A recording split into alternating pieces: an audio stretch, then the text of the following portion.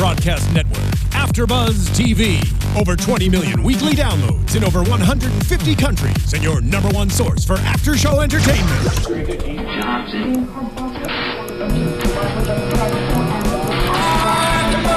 AFTERBUZZ TV, the destination for TV superfans. Producing aftershows for over 300 of your favorite TV shows. Interviewing celebrities and showrunners. And bringing you behind-the-scenes exclusives. All thanks to E! Entertainment's Maria Menounos, producer Kevin Undergaro, and internet leader Akamai. Now, let the buzz begin!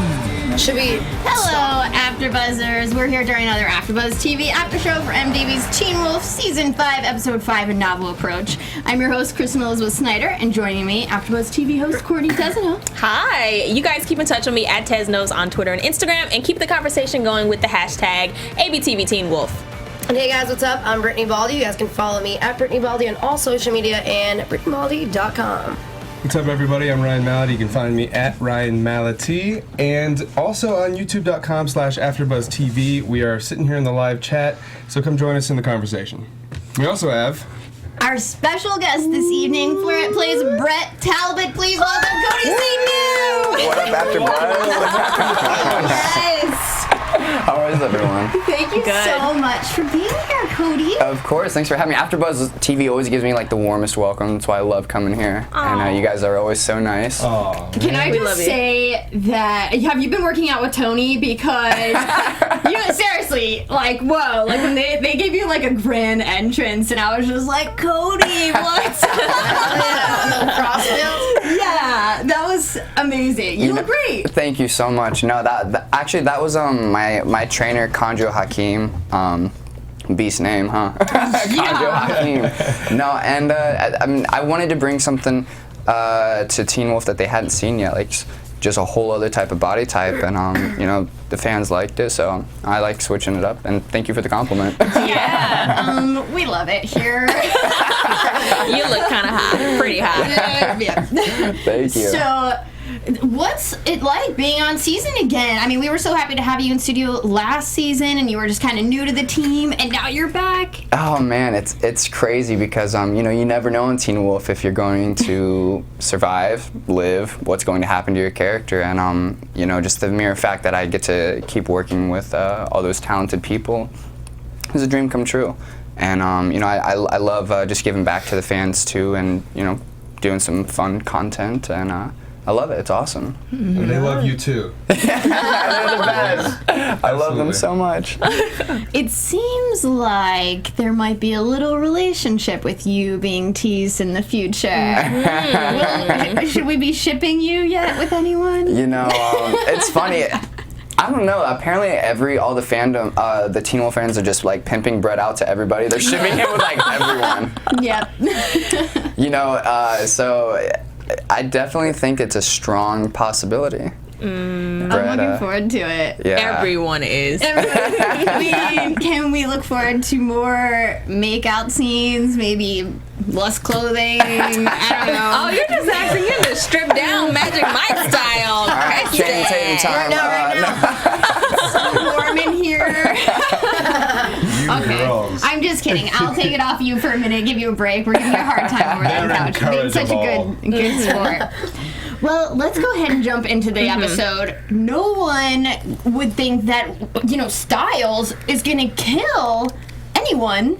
And that was just so shocking to me. Like, I dropped my jaw, and the people who were watching me watch this was like, oh, wow, what's going on? Because I was, like, so shocked. I just didn't expect that. And But it was self-defense, so he needed to do it. I know. I mean, right. It was so bad. It was either that or his leg or he was just gonna die. Right. So I'm happy to see that did happen, but his reaction made my heart drop. Yeah. OMG. He felt so guilty after he killed that guy. I mean, we all would, but like his acting wasn't it great. I mean, Dylan O'Brien, he's a superstar. He is an acting rock star, and he has a special vulnerability and likability to him that he was just born with, and it's awesome to see him execute it so well, and for people to see that side of him. You can probably relate to him well on the show because you're not supernatural yet, or we don't know. You could be. Brett? Yeah, you could are. be. Oh no, I'm a wolf. Yeah, we saw the last episode. Yeah, no, I'm a wolf. That's right. I am kind the of wolf. forgot We saw you about that. fighting. You kicked ass last episode. Yeah, last episode, Brett definitely took some major stings. Jeff has really given Brett an interesting character arc. You know, he's now a bisexual Buddhist werewolf. I mean, it's really, to me, fascinating, and I'm excited to see, you know, what he does with that. It's all coming back to me now. It was a little dark in the club, Yeah. so I got everybody confused, but I remember what a badass you were. Can you talk about that? Like, did you have to Yeah. go through the stunt training? Yeah. Yeah, I mean, I also do Muay Thai, and cool. I've like boxed pretty much my I whole. drink Mai Tais. Oh, Ryan. Look at that. Sorry, chat people in the chat. Hey, never be sorry for Mai Tais.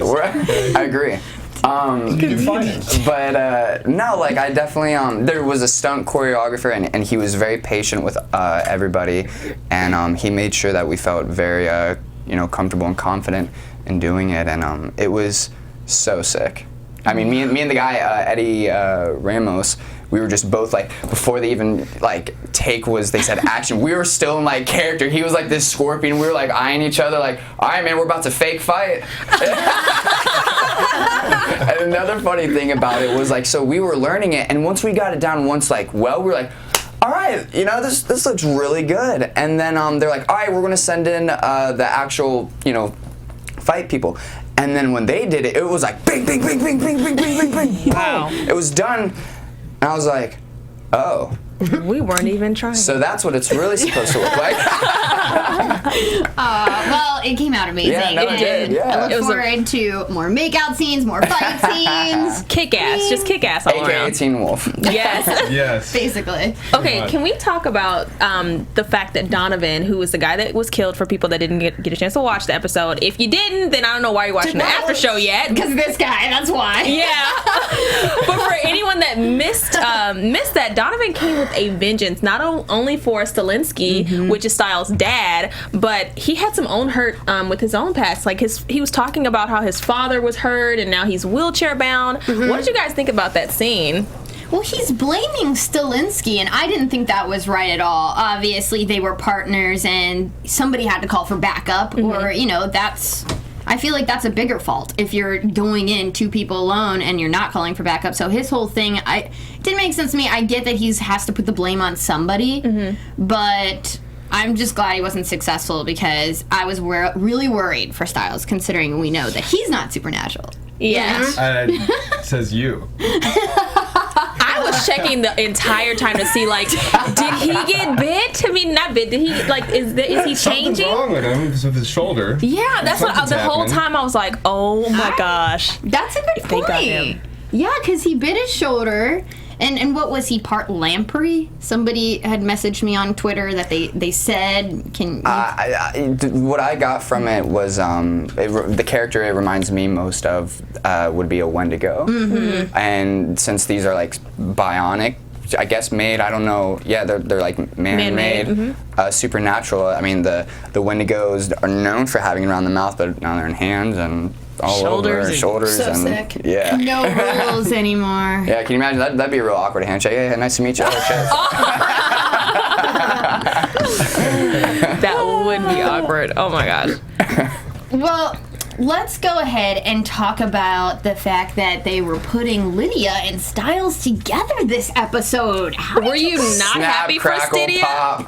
like, this is what we wanted, like, the past 4 seasons, and now he's with Malia, but I loved this because it's like they're putting Malia with Theo. It seemed like she was sort of enjoying it, and then of course Stiles and Lydia, I've just always wanted them together, but that it was kind of abandoned in the storyline, but they were so great together, and we get that whole scene about Scott talking about how he used to be obsessed. I loved it. Scott is a supporter of the ship. I love it. Oh my gosh. Stiles and Lydia would be perfect together. It's like the guy that's been chasing the girl for so long, and then he finally gets her, like, at the perfect moment. Yes! I think they're saying it's Stydia. So I'm happy. Stydia? Stydia. That sounds pretty sweet. Yeah, Stiles and Lydia. I like it. There's another one that came up too, right? Which one? Stiles and Malia Kristen, I and think it was. Theo and Malia. Yeah. And actually, we have a question for you. Draco Malfoy, not even kidding. Draco Malfoy wants to know, Cody, what do you think about Theo and Malia? You know what's funny is I actually see them being very right for each other. There's something like a runawayness about both of them. There's just something kind of like, I'm an independent, supernatural, all on my own. And then I totally believe Stiles and Lydia are soulmates, and I believe soulmates should be together, and they find their ways back to each other. Yes. And I think it's really interesting. I like it. I'm for it. I ship it.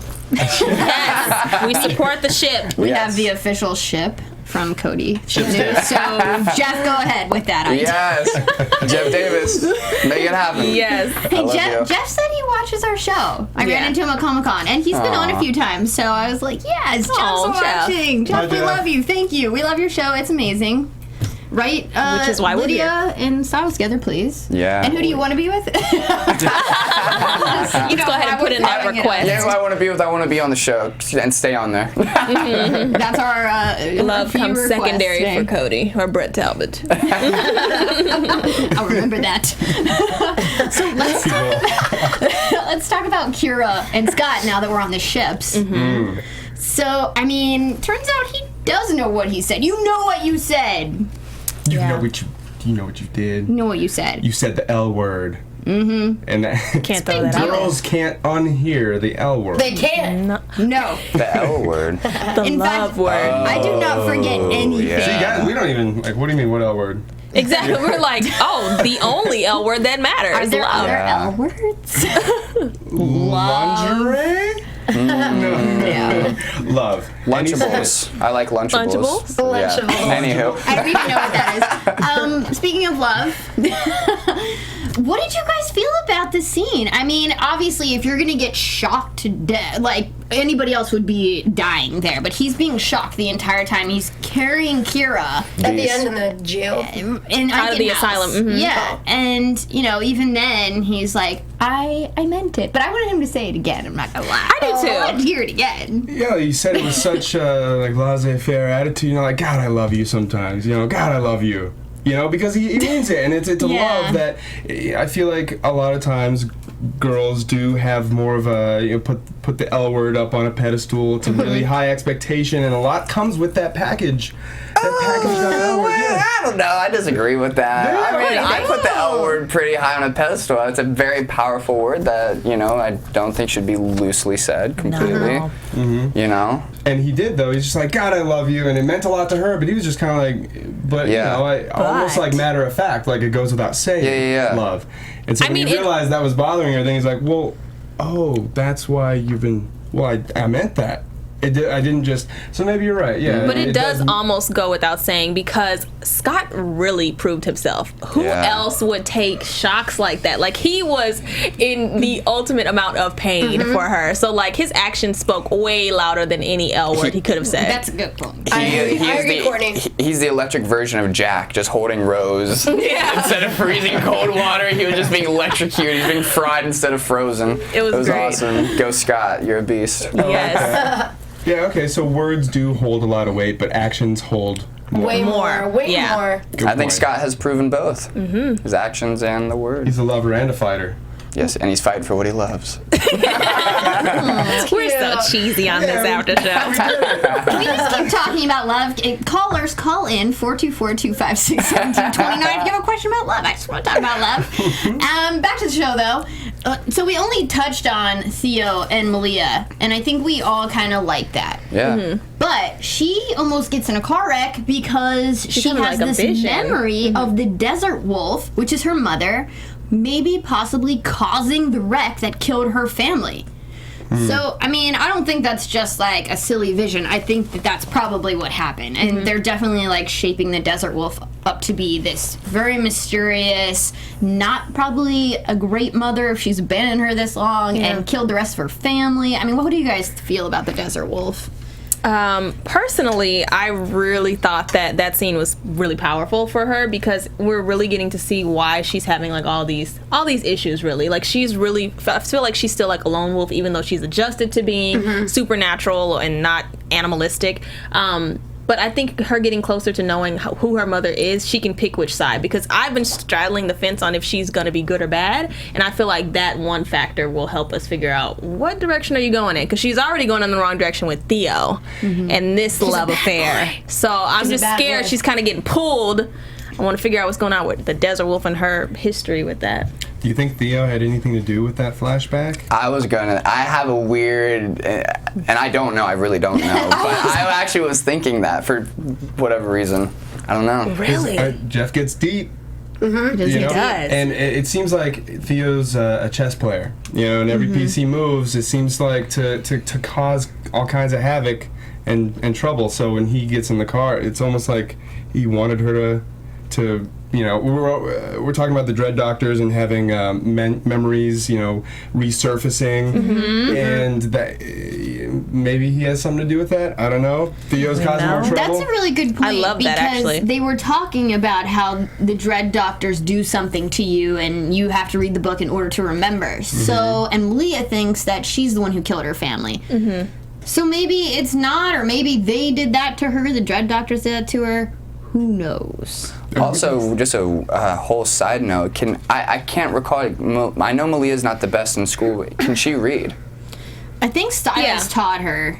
She was able to read. Yeah, she's I was able about to say, it would have been a really interesting conflict if they chose Malia specifically to like almost permanently torture her, because if she can't read the book, which means she can't get fixed. Oh, wow. That would be crazy. You gotta learn to read, girl. I know. Learn to read. So brutal. That would Read be books, pretty. kids. Yes. The more you know. Before we continue, guys, since we're on the topic of cars, Hey! let's get this going. We'd like to thank our sponsor for supporting this show, Mazda. Props to you guys. And Mazda has a very important question for you. Does driving matter to you? There's over 4 million miles of road in the U.S. to find out. That's a lot of ground to cover. A lot of highways, freeways, wrong ways, and long ways. They're all out there waiting to be driven on. So you can take that left turn on Albuquerque, or do you just keep on going? Do you wake up early Sunday morning for a drive before the traffic does? Or do you take the long road back home for a change? If driving matters to you, just get out there and drive. Why? Because driving matters. Pow to Mazda. Well, you guys know that Teen Wolf is sponsored by Toyota. AFTERBUZZ is sponsored by Mazda. Two great car companies. We're all on the road. Drive into a better future. Exactly. Oh, Jesus. Well, let's talk about the future of Parrish. You guys. Parrish is stealing bodies left and right, and he's in the zone. Like, this boy's dreaming. He's in a trance. I am so convinced he's in a trance. He cannot be evil. Wasn't Scott in this episode? He's the one that realized that people are actually taking bodies out of the morning. Yeah, because his mom told him. Yeah. Yeah, because Lucas was missing, Tracy's body was missing, and then Donovan's body just happened to disappear from the scene. Not only did it disappear, but the mess was all cleaned up. So Except for a little bit of blood. Just a little bit, just enough to know that Stiles wasn't hallucinating the whole thing, but you got to know that there's a token of deception there. If you're trying to clean up the mess, you don't want anyone to know about it. I mean, it's a secret. It's not just some guy like, bodies, brains, burn. But it's like, what does he think? The dead bodies are just getting up and walking away? Clearly, somebody's taking them. Well, Stiles did write that at first, which made me laugh. Someone took him. He's dead. I was like, Stiles. Oh, I loved it. He walked away. They're turning into zombies and walking away. So Jeff did say that Parrish is not necessarily going to be a good character. He kind of mentioned in that interview that we played, by the way, if you guys haven't watched our Comic-Con videos, it's on the Teen Wolf playlist. I tweeted them out. It's on AFTERBUZZ. You guys can Some find great them. interviews. Thank you. And I mean, Jeff said he's not going to be, black and white. There's going to be some morally gray with his character. And I'm excited for that because I really like Parrish as a guy. But I'm excited to see someone that we like be evil and maybe not mean to. But hey, that's just all of us, right? No, it's not. It's not right. Well, I mean, sometimes things have to be done for the greater good. This guy knows. Sometimes things have to happen. Sometimes you have to sacrifice one for a million or one, whatever that may be. I think Parrish, I think his character is so interesting, and what a cool shot of him just like, I felt like the pain, just the fire around it, and it reminded me very similar to Kira. Yes. With her whole, and I'm wondering if there's like a correlation between them at all. I think, again, I really don't know, but that's what I feel might happen. No, you're absolutely right. There's good and bad and evil. The total is relative based on your foresight. Based on how far you can see into the future. I mean, this decision might seem like the wrong decision, but if you know how it's going to affect, the world around it into the future, it might be the right decision. Like you said, you might have to sacrifice one to save a million. And who are we to judge what's good and evil without the foresight? No. No, I was going to just segue that into a question for Cody, because there is a lot of like evilness, and we're not sure how to interpret it all. It's a really dark season, so Wat Seamus would like to know, what does Cody think of how dark this season is? I love it. I think that the writers are so good about shifting the direction and genre of Teen Wolf, and they execute it so well towards, it's not just like dark and gross, like it's done intellectually well. It's tasteful, and there's something like dark sex, like there's a sexiness to it. Even. Yeah. So I really love the direction. Absolutely. And you contribute to a lot of the sexy, correct? I'm trying. We need more sexy. Okay, call Cody. Definitely. Actually, you can call Cody if you call 424-256-1729. You can call in and ask Cody a question. I want to say hi to everybody on there, so call. Oh my gosh, they're gonna go crazy. They're all gonna be calling at once and won't be able to get through. Yes. But I think it's interesting how good and evil are kind of on, it seems like they're on the same team right now. Yes. Which is so weird for me, because it's like like you said, Parrish, we love him, and I really don't want him to be a bad guy, but it looks like he's either building an army or he's working for somebody and doesn't know it. I don't know. I really want to be the good guy, but Jeff said he's going to be bad. He's going to be bad. Well, maybe not bad, but morally gray, I think is what Jeff said. And I think, we touched upon the Nemeton a lot last episode and this episode of how, our characters in past seasons, they sort of messed up the nature of the Nemeton, the balance that was keeping, and now it's a beacon for the supernatural creatures. So I think kind of Parrish might be under the spell of the beacon that is the Nemeton, and it's kind of drawing him to feed it with these bodies. I think that's what it wants, and I mean, will they come back alive? All these dead bodies? Probably. I mean, what is fire? You got to think. What does fire represent? It's burning and rebuilding, and it's destroying, and and he was in such a spiritual trance that it was almost like his innate spiritual, supernatural called him to do like almost his divine purpose of what his supernatural is, and to humans that could, whatever it's going to do, could appear good or bad. Again, depending on the foresight of it. Exactly.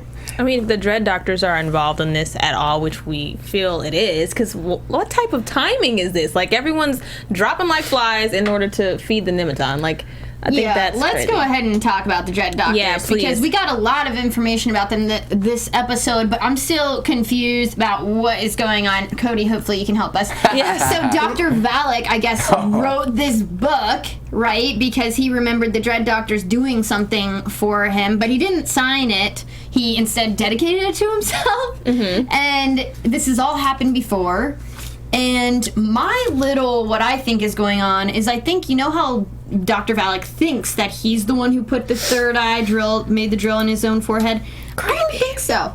I think he's an experiment of the Dread Doctors, and I think that what he doesn't remember is that they did it all on. And then the fact that they took the eye back later was just like, they knew it wasn't there. He's revealing some things. That's terrifying. Yes. The whole scene was terrifying. A lot. So is that what they wanted? Is that what the Dread Doctors wanted? Because it seemed like they were using the Kitsune Kira to kind of take down the lock of Eichenhaus so that the Dread Doctors could get in there. Mm-hmm. And Theo was part of that plan because he led them there with the book. He planted the book, it seems. It's interesting because the last time we saw the Dread Doctors declare a failure, they terminated their subject, right? And they seem like, I don't know, when you're talking about surgeons and, procedures, I feel like they would do the same thing if this was yet another failure. So I think there's something else going on here. That's just my thought on it. I'm not sure that the eye was put in by them.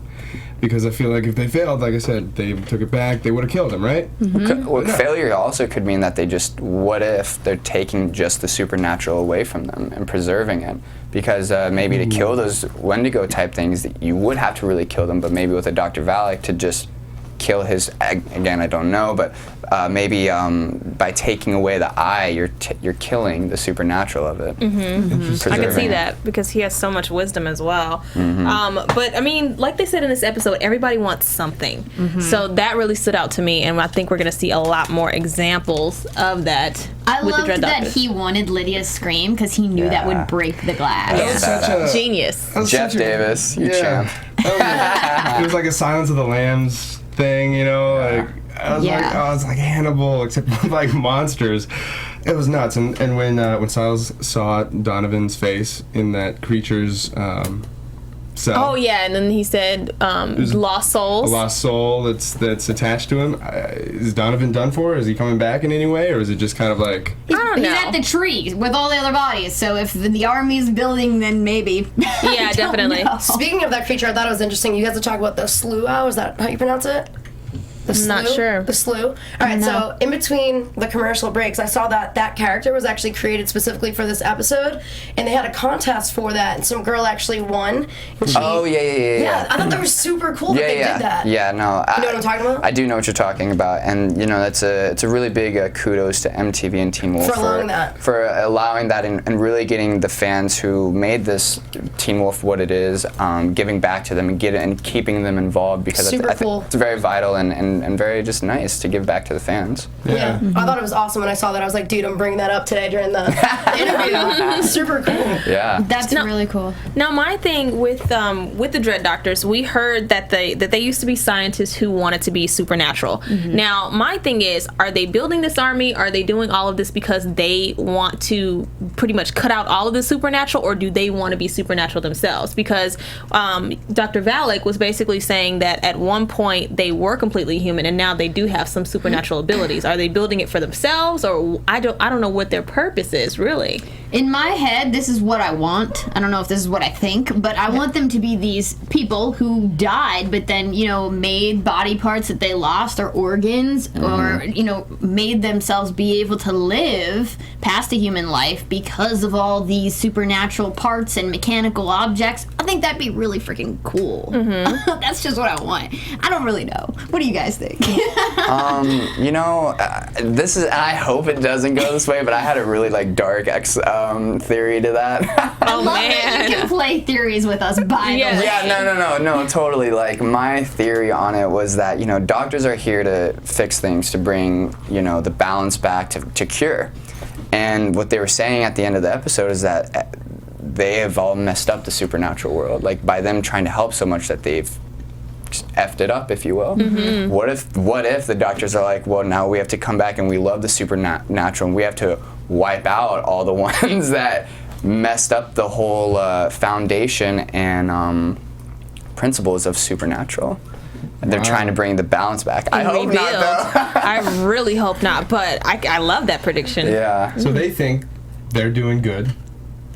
Doesn't every villain think that they're doing good? They always reason what assholes. They do. They start off with good intentions and then they get out of hand when they get too much power. She knows. She used to be a villain. Oh, no! Never. Totally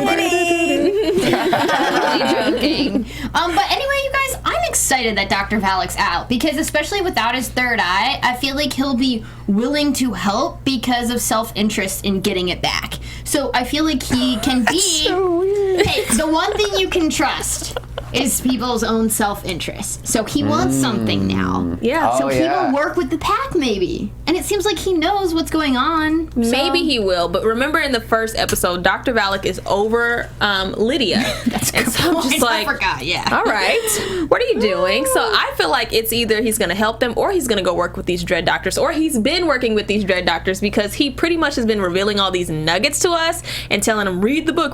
This could be a complete trap, and I don't know how that's going to work out. What are they saying in chat? That was suggested. And there's so many it's hard to find who exactly said. It might have been Watt suggested that the journal or the book might be a trap. I mean, it's coming from a guy who's been pretty unreliable to give... Theo. Theo, Dr. Valek. I mean, these are people who we don't trust. I mean, why trust him now? You know? I mean, it was interesting to see Valek get victimized, so to speak, at the very end. So that makes you kind of think he was telling the truth, but... he just basically said, you don't have to do this, in a way that's like, is he with them? Is he against them? Point. Is he like, is he being punished for something he didn't do right? Pull it out myself. Why couldn't I don't have to. Why couldn't the Dread Doctors enter Icon House anyway? What is it about without Kira? They went exactly to his eye. So, why they couldn't? I mean, all the mountain ash and the electronic force field that kept them out for so long. So they've become pretty much supernatural entities themselves over time. That's what he was saying. But obviously there's something that they wanted from him, and the eye, I want to see what exactly that is. Are there some visions we missed out on because maybe Dr. Valek doesn't remember, but we all need to know, because this happened before, so maybe the scientists are using that. I don't know, I'm just throwing stuff out there. Let me know what you think. Use the hashtag ABTV Teen Wolf. Maybe they're designing a new iPhone. Oh, jeez. With that, the cheese fest, Ryan, every week. That was actually pretty painful. we're going to go to a much cooler subject, and we're going to ask Cody a few personal questions, if that's okay. Oh, snap. So I know you were with us before last season, and you were sort of talking about what it was that sort of drew you out here to Los Angeles and got you in the industry. Can we just remind everybody of your little backstory? Of which part? I know, there's so much. I guess, like, what inspired you to become an actor? I guess, it would have been my past. You know, I was a little street kid growing up. I was from Ohio, and I was adopted at the age of 12. And, I just had a pretty wild childhood. And, you know, my story, I always tell people it's not different, because there's thousands of street kids who, you know, don't have their proper guidance. And I think just having not a solid foundation, I had extra emotions growing up, and I didn't know how to deal with them. Art was a really great and fun way to express it. And so then I started taking some acting classes, and also when I finally moved out to California, I remember doing this scene for Joey Paul Jensen, who's a Disney casting director. And I was okay at sports, but I was never like the star athlete. I was never like, oh, Cody's really good. I was just like, oh, okay. When I got done doing my first monologue in front of all these parents and kids, it was a very dramatic and like heart-warming piece. And I like completely just like bled my heart out on the stage for everyone. And when I looked up, like all the moms and the dads and Joey, they were all like they had tears in their eyes. Wow. Oh my gosh. Yeah, and for me, I was 14 and I was like, wow, like this is what I'm good at. Like I found what Cody's good at, what Cody has to offer to the world. And I was so inspired. I was like, yeah, this is where I'm supposed to be. Yay! It's so good to find your purpose. Cool. Yeah. So and that's something we can all relate to. Yeah. And everybody out there who thinks it's so easy, it's not. Like, we all come from a very similar past of problems, and we have to overcome them, do what we want to do. I mean, people are always tweeting, they're like, oh my gosh, how do I escape my surroundings and get to be like Cody? I mean, what would be like your advice to those people? It's trial and error. You know, it's you have to try things that, and don't judge yourself for what they are, what social, preconceived notions are on it. Like, experiment, try football, try basketball, try ballet, try dancing, try painting, try everything, try cooking. And whatever makes you feel fulfilled, whatever makes you feel satisfied, whatever, puts a smile on your face or excites you, do that. Nurture that, and make sure you do that daily, and make sure you set time aside for that, so that way you can refuel that part of your essence, and you'll find a very dramatic shift in your life. You're so passionate. I'm just like, Cody. Wow. I think I'm gonna focus and meditate on those words. Like that's incredible. Oh, we all know you will. Oh, jeez. Well, you know what? I always feel like when you are doing what you love, it kind of feeds your soul. Like, you just feel so regenerated, like, after you do that. And if you haven't done it for a while, if you, like painting, after you paint, you feel, like, so fulfilled. Yeah. Was there something else that you wanted to try to do other than acting, or that you did do? I know you do some modeling, too. Is there, like, a whole opposite career that you ever thought of? Oh, there's so much. There's so much that I want to do. I mean, there's different charities I'm very passionate about starting.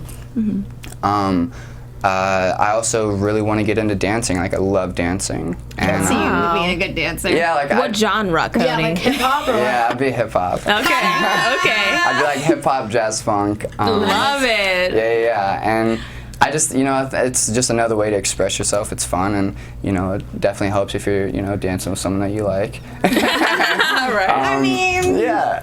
whatever, Cody. It's fine. Just call me. But, yeah, the next thing I'm very focused on is starting my own charity. Good. So I'm excited about that. I thought it was really cute. I read that you took one of your fans or somebody to prom. Yeah. For like so cute. Oh, awesome. Yeah. I was doing this contest, and it was the girl that I ended up choosing. It was couldn't have been a more perfect one. Her mother wasn't financially quite there. She was going to a really nice school, and her friends were like making fun of her, like, oh, you didn't find it. Well, they're not real friends. People were making fun of her, saying, oh, you didn't get a date, blah blah blah. And so she wasn't even going to go. And like, someone submitted it for her. I saw that she was a big fan of Teen Wolf. I was like, yo, I'm gonna switch this girl's, like, I'm gonna like create the most beautiful memory for her. And so she got to take a star to prom, and she was so happy. Her mom was like trembling, like talking to me. She was crying, and I had no idea why. I thought maybe she just really thought I was something, and later I found out it was because she was just so thankful, because she didn't want her daughter to miss such an important part of her life. You are going to make me cry. I'm like, oh my goodness, you're so sweet. Cry. OMG. Pink over here. So let's talk about All-American hero. That is just the sweetest Absolutely. thing. what about So on sweet. Teen Wolf? Are you getting pranked? What's like a fun memory from set? A fun memory on set. My favorite memories actually are, I love having like spiritual conversations with Kyle and Rambo. Like, it is so like spiritually evolved, and just like the stuff he says is so funny but so truthful. And Did you say Kyle and Rambo? Kyle and Rambo? Kylan. Who is that? He plays Mason. Oh, that's right. Yeah, Mason. Okay. Yeah, Mason. And yeah, so like anytime we get together, I know I'm going to be laughing, and usually someone from set will be like, "Hey guys, can you shut up?" I'm like, oh, sorry. Getting All right. too deep for you. Too loud, really. Yeah. That's great. Oh my gosh. Go ahead. I was gonna say, I mean, just to parlay that into the show, what do you think about Mason's new position in the circle? Masons? Yeah. I love it. I think it's so cool. I love that. I love the Liam, Mason, and Brett like little trio that's happening. And I love that. Mason's adding like a really cool semi-Stiles, but in his own way. And I think he's going to be a really good best friend to Liam, and I think he's going to really be there for him, and I think they're going to have a fun journeys together. Very cool. What is like the dream role, that you want to play? It's like so many go through my mind. Oprah's gonna come out and just give it to you. I guess something with fighting and dancing and love. And love. Sounds like Dirty Dancing 3 right here. That might be pretty cool. Or Step Up movie. Oh, Yeah. A fighter falls in love with a dancer. How about that? I mean, you know what? I'd really love to play like a mobster, like a real like thug, like gangster, almost like a Scarface. Oh, then you would never have to smile because you would just break character if you smiled. Yeah, I would. Like, I would love to do something like that, like that, or even play a superhero. That would be really cool. Yeah, like that would be great. Silver Surfer, Iceman, or something like that. Would be really cool. Nice. Can we make that happen? Seriously. Do you have any upcoming projects that we can look out for? Actually, I just booked a film that'll be shot in Wales. Wow, that's awesome. So that'll be cool. Very cool. And but that's going to be way far down the line. I'm working on an action short over at MD Studios with my acting teacher. We're creating this really cool short. I'll be starring in it, and it'll be like a fighting action superhero mafia. Not that. Not quite. This is preparing him for that role. And other than that, like I'm going to Comic-Con. Dylan Sprayberry will be there too. Oh, the New York one? The Houston. Oh, I'm from Houston. Yeah. Oh, are you? Yes, you'll love represent. it. Yeah. That's awesome. Chris and I went to the San Diego one. It's so cool. Talk to Dylan there. Talk to Cody, Christian, and Jeff, and Tyler. They're all really cool. Cody, I want to know something that people would be surprised to know about you. Be surprised. Something quirky or weird that people don't know. Or a skill or something. I'm pretty much an open book, and I like to be that way. But something, I guess maybe if you were, if you're dating me, just expect me to always have my hands all on you, and if that annoys you, then sorry. Touchy-feely. Totally fine with that. One thing, I really love to cook. Oh, awesome. Favorite dish? I love to make a barbecue juiced bacon wrapped filet mignon. And, So we're gonna be cooking that later at AfterBuzz TV Studios. That was another level. I'm supposed to go cook for my agents. They don't believe that I can, but I really can. So it's pretty much like the perfect guy is what we're talking about. Exactly. No. Are you in a relationship with anybody right now that you can tell us about? No. So there you go. He's single. He's single. Or he can't tell us. Exactly. No, I really am single. Who cooks filet mignon, can't keep his hands off you. Is this Teen Wolf or the hotline, you guys? Yes, seriously. I'm blushing. I think every girl in America and across the world is swiping right now. Seriously. Do you have a Tinder? No. No, please don't get one. Tinder, I think, is weird, but that's just me. But I heard that's part of Teen Wolf season 6. No. No, I'm joking. I was like, no. Just kidding, guys. You won't be swiping on Teen Wolf anytime soon. No. But Cody, you're amazing. We love you here. Thank you so much for joining us again on AfterBuzz TV. And let's go through and just go around and talk about our predictions for the end of the show. Cool. And now, your AfterBuzz. It's getting serious in here. The doctors I'm being are abducted. The doctors are coming through. Oh my god, I would be terrified. You better watch out. They might not let you leave. So. Okay, I just need to tell everyone at home, Cody and I are friends. Oh yeah, we go back. True. Everyone's gonna be like, that hose was all over Cody. I get the craziest tweets from people, so. Oh no, yeah. Calm down, guys. Yeah. We really do love Cody because we're friends with him. Yeah, Kristen, me and Chris, we're both fellow Gemini, so we see eye to eye on pretty much everything. That third eye, just like Dr. Valak. Not anymore. Poor guy. What are your predictions, guys? What's happening? We have 5 more episodes to go in this season? Is it 5? So we're about halfway through then? Wow. Okay. Well, Mine has to do with Mr. Stiles because he is really dealing with some demons, it seems like, because he's holding back the secret. I feel like we're definitely going to see how he reacts to that, holding back those things, or we're going to see that he is morphing into a Wendigo. That's really a stretch. That's a stretch. No, but I would like that. Like, I don't want him to be a Wendigo, but, like, I think it's his time, you know, to, like, really help the pack the way he's always wanted to. I mean, I like that he's human and he still finds a way to fight, and I like that we saw him kill for the first time in this episode. And I'm excited to see how that's going to affect his character, because my favorite season was when he was Void Stiles. Really? He killed that shit. And I feel like that's still with him, right? He's been a little edgy this season. He has. I mean, I kind of want him to stay human just because Lydia and him make perfect sense since they're not supernatural, but they're she boss. Is now. Oh, she is? Now she's a banshee, yeah. Never mind, you need to morph real quick, Stiles. What are your predictions? I want to see what happens to Kara bouncing back from the whole electricity thing with Scott. And I definitely want to see more of their love relationship unfold. Like, you gotta have more love and making out. And you get the craziness, but we need some more sexiness, too. Okay. Shout out to Jeff. No, that was another pun. I don't know if anyone caught it.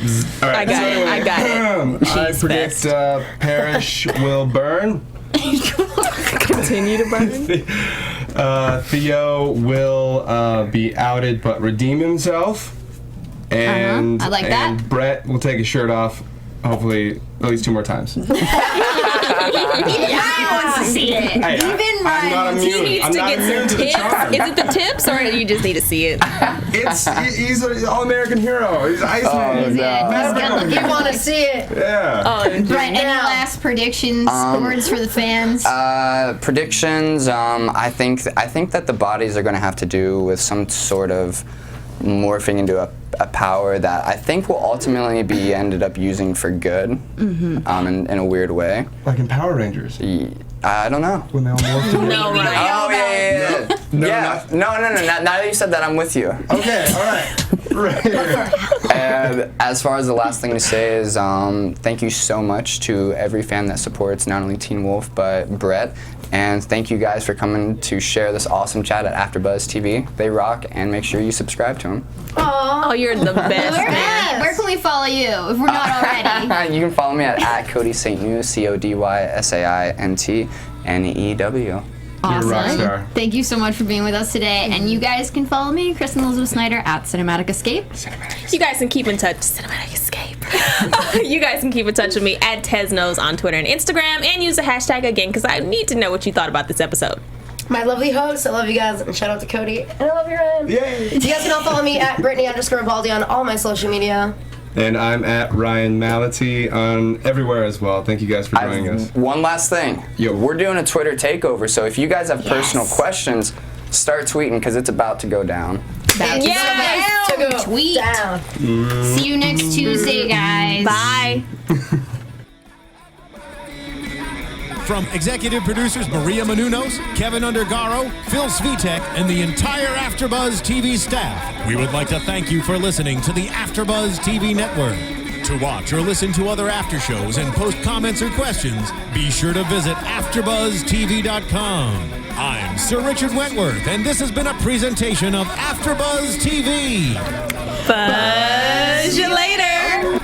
The views expressed herein are those of the hosts only and do not necessarily reflect the views of AfterBuzz TV or its owners or principals.